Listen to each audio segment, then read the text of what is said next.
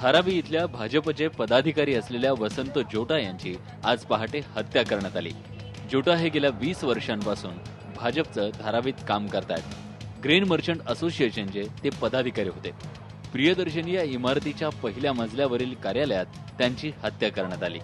तो यहाँ पे उनको कैसे लाया गया या उनका कोई खास आदमी बुलाया, कैसे बुलाया, कुछ जानकारी मिली नहीं है।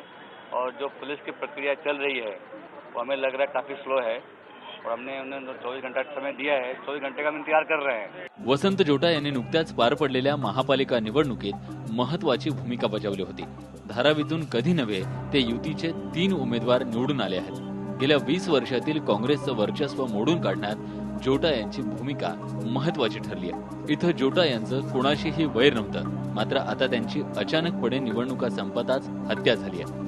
त्यांच्या हत्येमागे राजकीय कारण असावं असा संशय भाजपचे पदाधिकारी घेत आहेत। त्या माणसाची कोणाबरोबर पण रिव्हेंज आपण सांगू शकतो कोणाची दुश्मनी नव्हती, पण आता हा इलेक्शन संपलं, 2-3 दिवस अगोदर इलेक्शन संपलेलं आणि इलेक्शनमध्ये बीजेपीला इकडे जास्ती मेजॉरिटी भेटली आणि त्याच्यानंतर जर आमचे कोणते पण नेत्याचा मर्डर होतोय तर त्याच्यावर आम्हाला संशय जबरदस्ती येतो। जोटा यांच्या हत्या प्रकरणाची पोलिसांनी योग्य प्रकारे दखल घेतली नाही असं भाजपचे पदाधिकारी म्हणतात।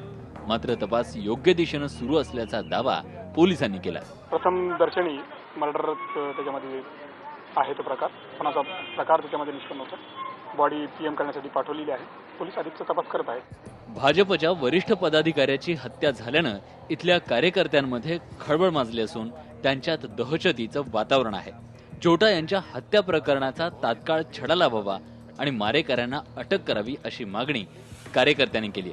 व्हिडिओ जर्नलिस्ट उमेश पडवळकरसह सुधाकर काश्यप, IBN लोकमत, मुंबई।